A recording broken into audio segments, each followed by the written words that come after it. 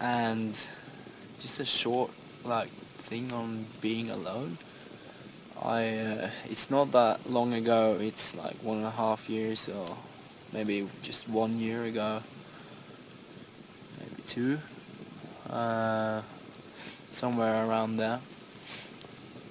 That I was so dependent on having to have someone to do things with, instead of just it was like really limiting, because to travel, or it's like when you've never traveled like backpacking, or you don't really know a lot of people or anyone at all that has traveled in the backpacking style, or like on in-trail, or even by motorbike or something like that. You really, as your concept or an understanding of traveling is like that 1 week vacation to Turkey on a resort or something, some hotel.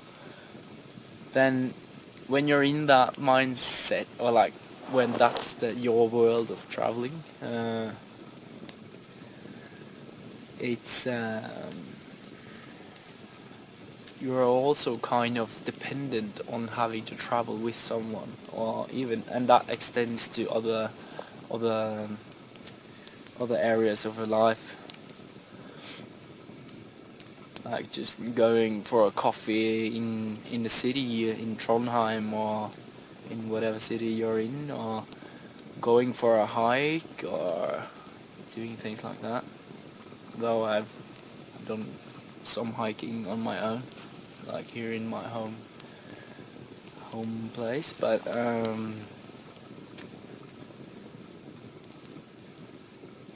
suddenly I was reading a lot of things, a lot of self-help literature and personal development books, and I got aware of that there's actually something called like just to be alone and enjoy your own company, and actually being aware that you are now alone and you are enjoying your own company.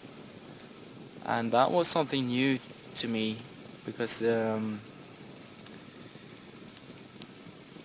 that enabled me, or that allowed me to start doing more and more of the things I really wanted to, without waiting for anyone to join me, or my patience, because there's so many things that has to like align and being in order, being alignment, when there's like 2 or 3 or more persons involved in whatever you are thinking about doing. And then when you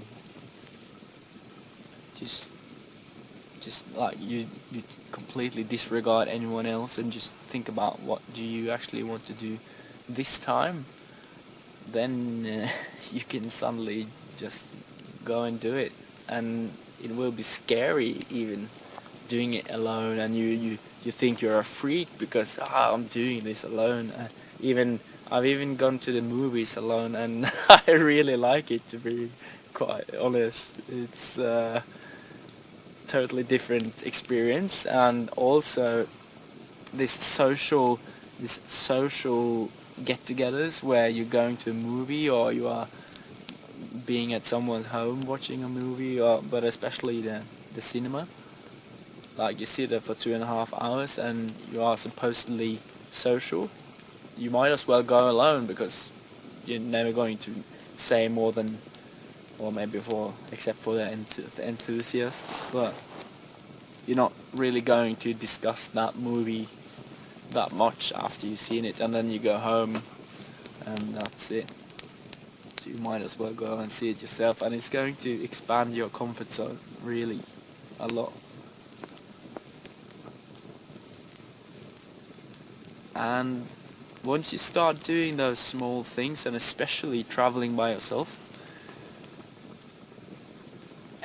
your whole way of looking at being alone isn't that scary at all anymore, and it's actually a lot very empowering, because when you then decide to be with someone, with your friends or with your family, and um, then you are in a much bigger degree there with your whole presence, instead of it being a mixture of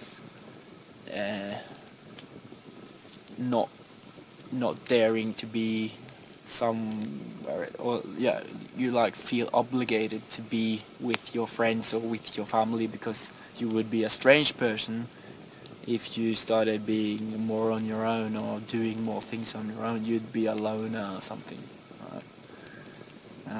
It's really, but instead, when you actually take in that time for yourself, that's when you actually start wanting to be with your friends as well. If you felt like I did, that I felt obligated.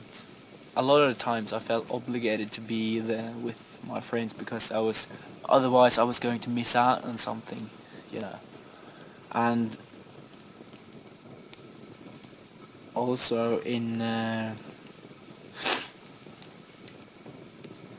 if you're in a relationship, and that was something I experienced, and we talked about it, that was that in a relationship you really need to take alone time. I read somewhere that and that was just before I learned to take the alone time,